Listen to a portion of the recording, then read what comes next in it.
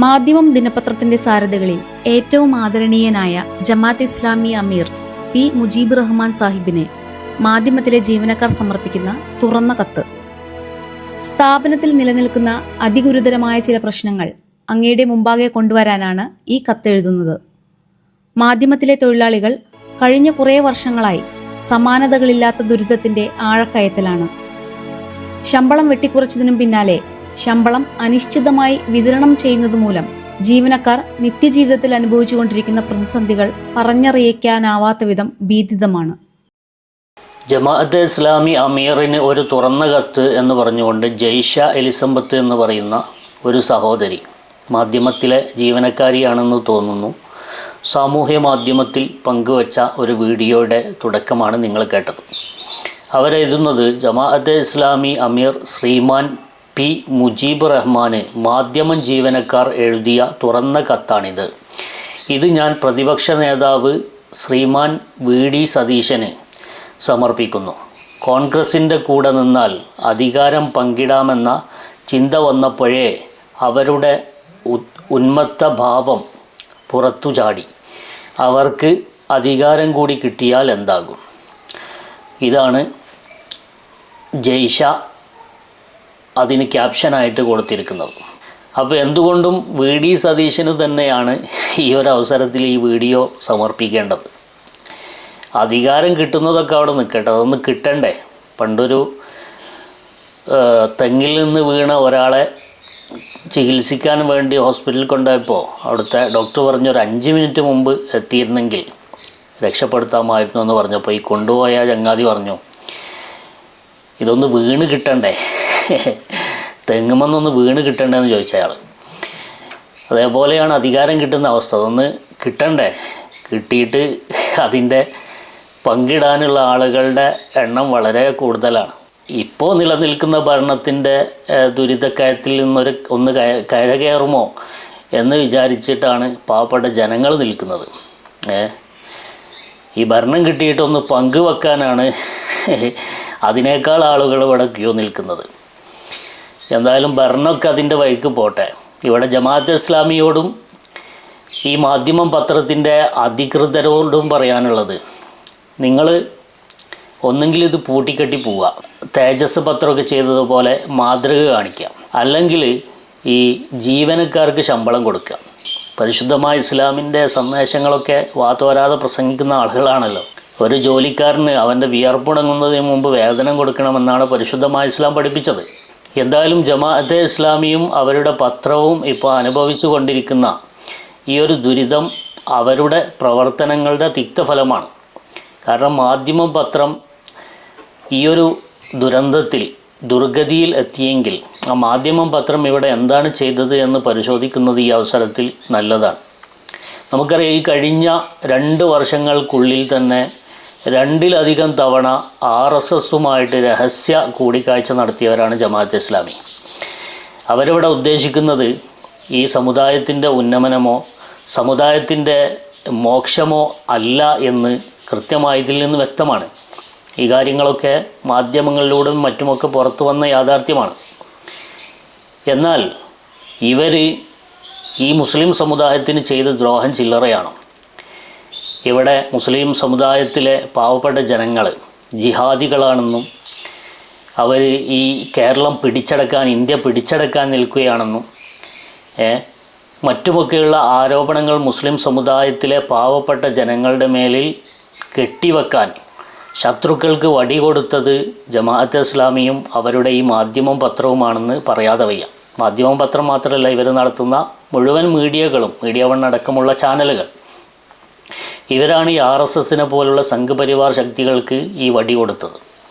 കാരണം അവരുടെ വാദം തന്നെ ഇവിടെ ഒരു ഇസ്ലാമിക രാഷ്ട്രം സ്ഥാപിതമായാലേ അവരുടെ ഇബാദത്തുകൾ സ്വീകരിക്കപ്പെടുകയുള്ളൂ എന്നുവരെ പ്രസംഗിച്ച് എഴുതി വെച്ച അവരുടെ സാഹിത്യങ്ങൾ ഇന്നും വിപണിയിൽ വിൽക്കപ്പെടുകയാണ്.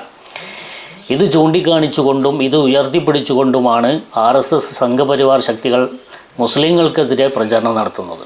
അങ്ങനെ മുസ്ലിങ്ങളെ ദ്രോഹിക്കുന്നതിൽ സമുദായത്തിൻ്റെ അകത്ത് നിന്നുകൊണ്ട് നല്ലൊരു പങ്ക് വഹിച്ച വിഭാഗമാണ് ജമാഅത്ത് ഇസ്ലാമിയും അവരുടെ മാധ്യമം പത്രവും. എന്നാൽ ഈ ജമാഅത്തെ ഇസ്ലാമി മുസ്ലിങ്ങൾക്ക് വേണ്ടി എന്ത് ചെയ്തു, അതിൻ്റെ ഉള്ളിൽ എന്ത് ചെയ്തു എന്നത് കൂടെ നമ്മൾ പരിശോധിക്കണം. സമുദായത്തിനകത്ത് ഇവർ ഉണ്ടാക്കിയ നൂലാമാലകൾ ചില്ലറയല്ല. മാധ്യമം പത്രത്തിനൊക്കെ അതിന് വലിയ പങ്കുണ്ട്.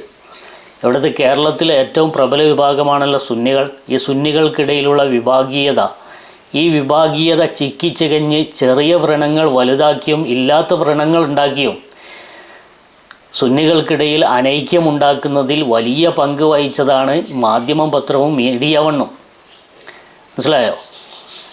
അപ്പോൾ ഇവർ ഈ അനുഭവിക്കുന്നത് ഇവരുടെ കർമ്മഫലമാണ് എന്ന് പറയുന്നത് തെറ്റില്ല.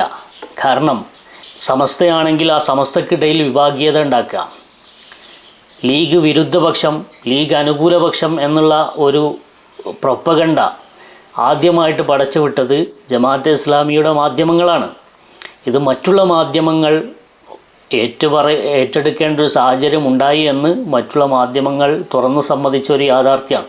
ഇതുപോലെ സുന്നികൾ നടത്തുന്ന കേരളത്തിനകത്തും പുറത്തുമുള്ള വിദ്യാഭ്യാസ പ്രവർത്തനങ്ങളിൽ നുഴഞ്ഞു കയറാനുള്ള ശ്രമങ്ങൾ ഇന്നും നടത്തിക്കൊണ്ടിരിക്കുകയാണ്. അതിൻ്റെ ഭാഗമായിട്ടാണ് ഇന്ന് സമസ്തയിൽ നിന്ന് ഒരു വിഭാഗത്തിനെ മാറ്റി നിർത്തേണ്ട ഒരു ദാരുണമായ സംഭവമുണ്ടായി. വിദ്യാഭ്യാസ പ്രവർത്തനങ്ങൾ നടത്തിക്കൊണ്ടിരിക്കുന്ന അബ്ദുൽ ഹക്കീം ഫൈസി ആദർശേരിയെയും അദ്ദേഹത്തിൻ്റെ സംഘത്തെയും മാറ്റി നിർത്തപ്പെടേണ്ടി വന്നത്, അതിൻ്റെ പിന്നിൽ പ്രവർത്തിച്ചത്, യഥാർത്ഥത്തിൽ അതിൻ്റെ ഉള്ളിലൂടെ നുഴഞ്ഞു കയറാൻ ശ്രമിച്ചത് ജമാഅത്തിൻ്റെ മാധ്യമങ്ങളും അവരുടെ ആശയങ്ങളും അവരുടെ കുൽസിത ശ്രമങ്ങളുമാണ് എന്ന് കണ്ടെത്താൻ സാധിക്കും.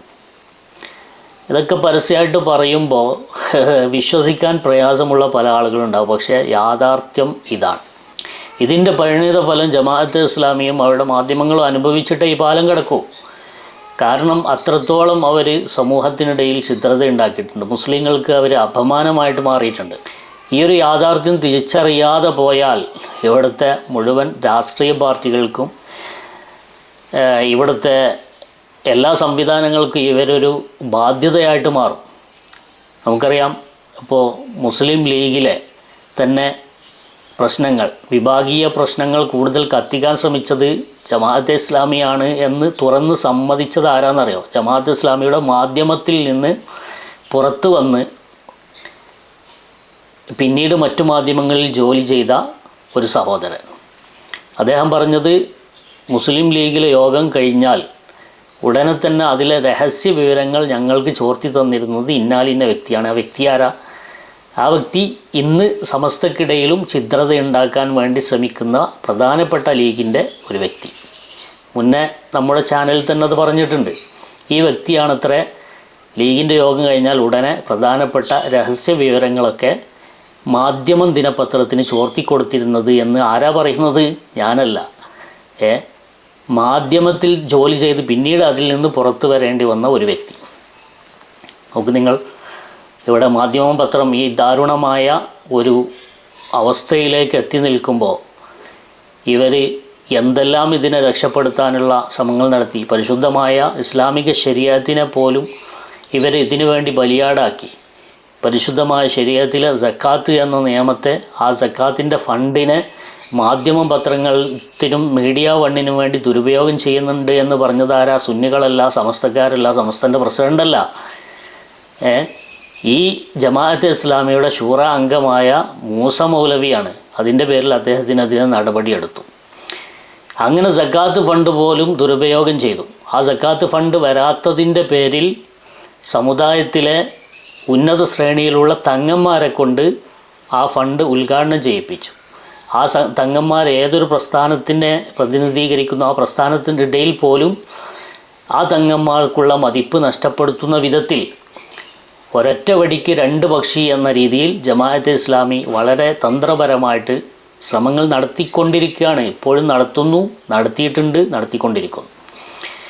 ഇതിൻ്റെയൊക്കെ പരിണിത ഫലമായിട്ട് ജമാഅത്തെ ഇസ്ലാമിയുടെ മാധ്യമം പത്രം ഈ ഒരു ദുരന്ത സ്ഥിതിയിലേക്ക് എത്തിയെന്ന് പറയുമ്പോൾ ഈ കാര്യങ്ങളൊന്നും തുറന്ന് പറയാതെ വയ്യ.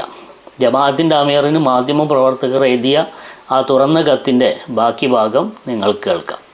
നിത്യവൃത്തിക്ക് പോലും കടം വാങ്ങി ആത്മാഭിമാനം നഷ്ടമായി കഴിയുകയാണ് ഞങ്ങൾ. ബാങ്ക് ലോണുകളുടെ അടവുകൾ മുടങ്ങുന്നു. കുട്ടികളുടെ ഫീസ് പോയിട്ട് അവർക്ക് മതിയായ ഭക്ഷണം പോലും കൊടുക്കാൻ കഴിയാത്ത അവസ്ഥ. മാതാപിതാക്കളടക്കം കുടുംബാംഗങ്ങളുടെ ആരോഗ്യ പരിപാലനം പോലും അവതാളത്തിലും അനിശ്ചിതത്വത്തിലുമായിരിക്കുന്നു. സാമ്പത്തിക പരാധീനതയുടെയും തൊഴിലിട സമ്മർദ്ദങ്ങളുടെയും ഫലമായി ഞങ്ങൾ മനസമാധാനത്തോടെ ഉറങ്ങിയിട്ട് കാലങ്ങളായി. ഇവയെല്ലാം സൃഷ്ടിക്കുന്ന കടുത്ത മാനസിക സമ്മർദ്ദം അതിജീവിക്കാനാവാതെ പലരും മനഃശാസ്ത്ര ചികിത്സയ്ക്ക് കീഴ്പ്പെട്ടിരിക്കുന്നു. ലോകം മുഴുവൻ ആഘോഷത്തിമിർപ്പിലാകുമ്പോഴും മുണ്ടുമുറുക്കിയെടുത്ത് കഴിയേണ്ടി വരുന്ന മനുഷ്യരുടെ അവസ്ഥ അനുഭവിച്ചു തന്നെ അറിയണം.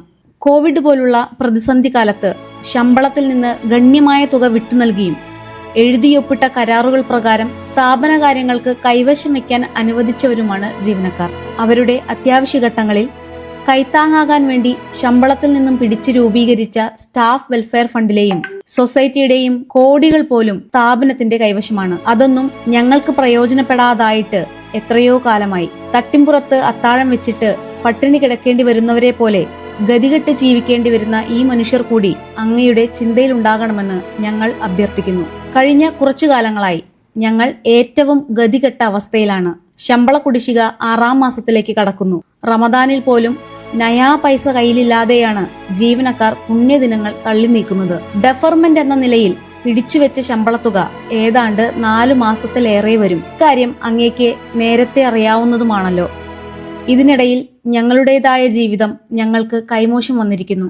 കടം വാങ്ങിയ കാശിന് പെട്രോൾ അടിച്ച് ഞങ്ങൾ ഓഫീസിലെത്തുന്നു, ജോലിക്കിറങ്ങുന്നു. നിങ്ങൾ സുഖമായി ഉറങ്ങുന്ന നേരത്തും പാതിരാവ് കഴിഞ്ഞും പട്ടിണിയായ വയറും ദൈന്യമാർന്ന കുടുംബവും മറന്ന് ഞങ്ങൾ ഒരു ദിവസം പോലും മുടങ്ങാതെ പത്രമിറക്കിക്കൊണ്ടിരിക്കുന്നു. പ്രതിസന്ധി മുറുകുമ്പോൾ ജീവനക്കാർ പിടിച്ചു നിന്നത് PF സമ്പാദ്യത്തിൽ നിന്നും എടുത്തിട്ടാണ്. മിക്ക ജീവനക്കാരുടെയും ഭാവി സമ്പാദ്യമായ പ്രൊവിഡന്റ് ഫണ്ടും ഇതോടെ കാലിയായി. ഓരോ മാസവും കുന്നുകൂടിക്കൊണ്ടിരിക്കുന്ന കുടിശ്ശികയ്ക്ക് പരിഹാരം കാണാൻ നിരവധി തവണ സ്ഥാപനാധികാരികളുമായി ഞങ്ങൾ ചർച്ച ചെയ്തിട്ടും പലവിധ പരിഹാര ഫോർമുലകൾ മുന്നോട്ട് വെച്ചിട്ടും ഒന്നും നടന്നില്ല എന്നു മാത്രമല്ല, ജീവനക്കാരോട് തികച്ചും ധിക്കാരപരവും പ്രതികാര ബുദ്ധിയോടുകൂടിയുമാണ് CEO ഉൾപ്പെടെ ഉന്നത മാനേജ്മെന്റ് പെരുമാറുന്നത്. കഴിഞ്ഞ 3 മാസങ്ങളായി മാധ്യമത്തിലെ ജീവനക്കാർ ഒന്നടങ്കം പ്രത്യക്ഷ സമരത്തിലാണ് എന്ന് അങ്ങേക്ക് ബോധ്യമുള്ളതാണല്ലോ. ഏറ്റവും ജനാധിപത്യപരവും നിശബ്ദവുമായി സ്ഥാപനത്തിനകത്ത് ബോധപൂർവം ഞങ്ങൾ ഒതുക്കി നിർത്തിയതാണ് ഈ പ്രതിഷേധം.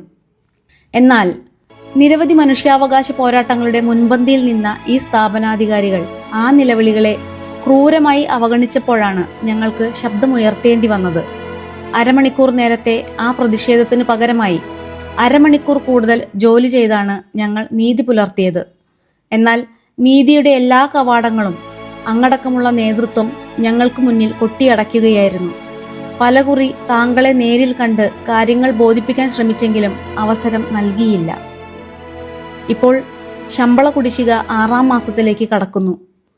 ഗത്യന്തരമില്ലാതായ ഈ മനുഷ്യരോട്, ഒരായുഷ്കാലം മുഴുവൻ മാധ്യമത്തിനായി രാപ്പകലില്ലാതെ പണിയെടുത്ത മനുഷ്യരോട് കൽപ്പിച്ചത് ശമ്പളം കിട്ടണമെങ്കിൽ രാജിവെക്കണമെന്നാണ്. എങ്കിൽ മാത്രമേ കുടിശ്ശികയായ ശമ്പളവും ഗ്രാറ്റുവിറ്റിയും കിട്ടുകയുള്ളൂ പോലും. അല്ലെങ്കിൽ ഇനി മുതൽ അതും ഉണ്ടാവില്ലെന്നാണ് ഭീഷണി. പിരിഞ്ഞു പോകാതെ സ്ഥാപനത്തിൽ തുടരുന്നവരോടാകട്ടെ ശത്രുരാജ്യത്തോടെന്ന പോലെ യുദ്ധം പ്രഖ്യാപിച്ചിരിക്കുന്നു ബഹുമാന്യനായ CEO. അവർക്കെതിരെ കടുത്ത പകപോക്കൽ നടപടികൾ തുടരുന്നു. വിദൂര സ്ഥലങ്ങളിലേക്ക് സ്ഥലം മാറ്റുന്നു. അതും മാസങ്ങളുടെ ശമ്പളം കുടിശ്ശികയായിരിക്കുമ്പോൾ. അന്നം കഴിക്കാൻ പോലും വകയില്ലാതെ നട്ടം തിരിയുന്ന അവർക്ക് താമസ സൗകര്യവും ഭക്ഷണ സൗകര്യവും നിഷേധിക്കുന്നു. പൂട്ടിപ്പോയ യൂണിറ്റുകളിലേക്ക് പോലും പകയോടെ അവരെ നാടുകടത്തുന്നു. CEOയും HR മാനേജരും അടക്കം ഉന്നതർ കമ്പനി ചെലവിൽ ഫ്ളാറ്റുകളിൽ വസിക്കുകയും സ്വകാര്യ ആവശ്യത്തിനു പോലും ഓഫീസ് വാഹനങ്ങളിൽ ചീറിപ്പാഞ്ഞു നടക്കുകയും ചെയ്യുമ്പോഴാണ് പാവപ്പെട്ട തൊഴിലാളികൾ വിദൂര സ്ഥലങ്ങളിൽ തലചായ്ക്കാൻ ഇടമില്ലാതെ അലയുന്നത്. ഒരു പരിഷ്കൃത സമൂഹമെന്ന നിലയിൽ കേരളം രൂപപ്പെടുത്തിയെടുത്ത തൊഴിലാളി അനുകൂല പ്രദേശമെന്ന പൊതുധാരണയ്ക്കോ രാജ്യത്തെ തൊഴിൽ സംസ്കാരത്തിനോ മാധ്യമത്തിലെ പൂർവ്വസൂരികൾ ഉയർത്തിപ്പിടിച്ച ഉന്നതമായ മാനുഷിക മൂല്യങ്ങൾക്കോ നിരക്കാത്തതാണ് ഈ രീതികളെന്ന് അങ്ങേക്ക് ഇതിനകം ബോധ്യമായിട്ടുണ്ടാകുമല്ലോ. പലതവണ സ്ഥാപനാധികാരികളുമായി ട്രേഡ് യൂണിയൻ നേതാക്കൾ ഉൾപ്പെടെയുള്ളവരുടെ സാന്നിധ്യത്തിൽ ചർച്ചകൾ നടത്തിയിട്ടും ഒന്നിനും വഴങ്ങാത്ത ധിക്കാരപരമായ സമീപനമാണ് ഇപ്പോഴത്തെ മാനേജ്മെന്റ് സ്വീകരിക്കുന്നത്. പ്രസ്ഥാന അനുയായികളെ സോഷ്യൽ മീഡിയയിൽ അണിനിരത്തി അസഭ്യവർഷവും അസത്യപ്രചാരണവും നുണയഭിഷേകവും കൊണ്ട് പ്രശ്നം പരിഹരിക്കാമെന്ന് കരുതുന്നവരാണ് സ്ഥാപനത്തിന്റെ തലപ്പത്ത് ഇപ്പോൾ ഇരിക്കുന്നതെന്ന് ഖേദത്തോടെ പറയട്ടെ. അതിനു പിന്നിൽ പ്രസ്ഥാനത്തിനകത്തെ ഉന്നത സ്ഥാനം വഹിക്കുന്നവർ തന്നെയുണ്ടെന്നതിന്റെ വ്യക്തമായ തെളിവുകൾ ഞങ്ങളുടെ പക്കലുണ്ട്. പതിറ്റാണ്ടുകളോളം ഈ നാട്ടിൽ ധാർമ്മികതയ്ക്കായി പ്രവർത്തിച്ചുവെന്ന് അവകാശപ്പെടുന്ന ഈ പ്രസ്ഥാനം അതിന്റെ അണികളാൽ സ്വയം അധിക്ഷേപിക്കപ്പെടുകയും തോൽപ്പിക്കപ്പെടുകയും ചെയ്യുന്നതിന്റെ കൂടി സാക്ഷ്യമാണ് കഴിഞ്ഞ കുറച്ചു നാളുകളായി സോഷ്യൽ മീഡിയയിൽ കണ്ടുവരുന്നത്. കുറഞ്ഞ കാലം കൊണ്ട് കേരളത്തിലെ മുൻനിര പത്രങ്ങളിൽ ഒന്നായി മാറിയ മാധ്യമത്തെ ഇന്ന് കാണുന്ന ദുരവസ്ഥയിലേക്ക് മാറ്റിയതിൽ യാതൊരു പങ്കും ജീവനക്കാർക്കില്ല. ഏത് പ്രതിസന്ധികളെയും അതിജയിച്ച് തിരികെ വരാനുള്ള ധാർമ്മിക ശക്തിയുള്ള ഈ സ്ഥാപനത്തെ അധാർമികതയുടെ അടിത്തറയിൽ കൊണ്ടു നിർത്തിയതിൽ ഈ സ്ഥാപനത്തിന്റെ സിഇഒയ്ക്കുള്ള പങ്ക് പ്രസ്ഥാന നേതൃത്വം ഓഡിറ്റിങ്ങിന് വിധേയമാക്കേണ്ടതാണ്. അദ്ദേഹം വന്നിട്ട് 6 വർഷം കഴിയുന്നു. ഈ സ്ഥാപനത്തെ ഒരിഞ്ച് പോലും മുന്നോട്ട് കൊണ്ടുപോകാൻ അദ്ദേഹത്തിനായിട്ടില്ല. ലക്കും ലഗാനുമില്ലാതെ യൂണിറ്റുകൾ പൂട്ടിയും ജീവനക്കാരോട് നീചമായി പെരുമാറിയും അവരുടെ കഞ്ഞിക്കലത്തിൽ കൈയിട്ടും സ്ഥാപനത്തെ രക്ഷിക്കാൻ കഴിയില്ലെന്ന് കുറഞ്ഞ കാലത്തിനുള്ളിൽ അദ്ദേഹത്തിന് ബോധ്യമായിട്ടുണ്ടാവുമെന്ന് കരുതുന്നു. പ്രതിസന്ധികൾ പലകുറി തുറിച്ചു നോക്കിയ കാലങ്ങളിലെല്ലാം ജീവനക്കാരും പൂർവ്വസൂരികളായ നേതൃത്വവും കൈകോർത്തുനിന്ന് അതിനെ മറികടന്നിട്ടുണ്ട്. എന്നാൽ ആ പാലം തകർത്തത് സിഇഒയുടെ അപക്വമായ സമീപനങ്ങളായിരുന്നുവെന്ന് അത്യന്തം ഖേദത്തോടെ ഓർമ്മിപ്പിക്കട്ടെ. അദ്ദേഹം വന്ന ശേഷം എന്തെങ്കിലും പുരോഗതി ഉണ്ടായിട്ടുണ്ടെങ്കിൽ അത് അദ്ദേഹത്തിന്റെ ശമ്പളത്തിൽ മാത്രമേയുള്ളൂ. തനിക്കിനി മുന്നോട്ടു പോകാൻ കഴിയില്ലെന്ന് HOD യോഗത്തിൽ പരസ്യമായി സിഇഒ പറഞ്ഞു കഴിഞ്ഞതുമാണ്. ജീവനക്കാരും സ്ഥാപനവുമായുള്ള ഊഷ്മള ബന്ധത്തിന്റെ ബലവത്തായ പാലം പണിയേണ്ട ചുമതലയാണ് HR വിഭാഗത്തിൻ്റെത്. എന്നാൽ പുതുതായി HRന്റെ ചുമതലയിലേക്ക് വന്ന അഡ്മിൻ മാനേജറാകട്ടെ മേലാളരെ തൃപ്തിപ്പെടുത്താൻ ജീവനക്കാർക്ക് നേരെ ചമ്മട്ടി ചുഴറ്റുന്നു.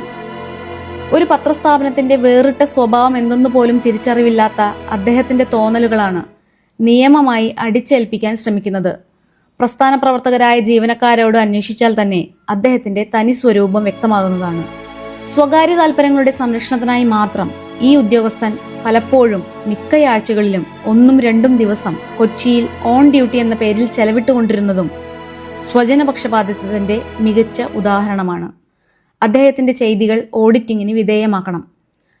അത്യന്തം മോശമായ ഈ തൊഴിൽ സാഹചര്യത്തിലും പ്രതിഷേധങ്ങളുടെ വൻ കടലേറ്റത്തിനു നടുവിലും ഒരു ദിവസം പോലും പത്രം മുടങ്ങാതെ ഞങ്ങൾ ഇറക്കുന്നുണ്ട്. ആ പത്രത്താളിൽ നിങ്ങൾ വായിക്കുന്നത് അക്ഷരങ്ങളല്ല, ഞങ്ങളുടെ കണ്ണുനീരാണ്. തൊഴിലെടുത്താൽ അതിന് കൂലി ലഭിക്കണമെന്നത് ലോകമെമ്പാടുമുള്ള നിയമമാണ്. എന്നിരിക്കെ മാധ്യമത്തിൽ മാത്രം അത് നടപ്പാക്കാതിരിക്കുന്നത് അങ്ങേയറ്റം മനുഷ്യത്വ വിരുദ്ധമാണ് എന്ന് ഓർമ്മിപ്പിക്കാൻ ഞങ്ങൾ ആഗ്രഹിക്കുന്നു. അതിനാൽ ശമ്പള കുടിശ്ശിക അടിയന്തരമായി കൊടുത്തു തീർക്കാനും ശമ്പളം എല്ലാ മാസവും നൽകാനും ജീവനക്കാരുടെ ദുരിതം അവസാനിപ്പിക്കാനും അങ്ങയുടെ ഭാഗത്തുനിന്ന് അടിയന്തര നടപടി ഉണ്ടാകണമെന്ന് ഞങ്ങൾ അഭ്യർത്ഥിക്കുന്നു. സാധാരണ തൊഴിലാളിയുടെ കണ്ണീർ ഒപ്പുന്നതും നെഞ്ചിന്റെ പിടച്ചിലകറ്റാൻ കൂടെ നിൽക്കുന്നതും കൂടിയാണ് നീതി എന്ന ഉത്തമ ബോധ്യത്തിലാണ് ഞങ്ങൾ ഈ അഭ്യർത്ഥന അങ്ങയുടെ മുന്നിൽ വെക്കുന്നത്.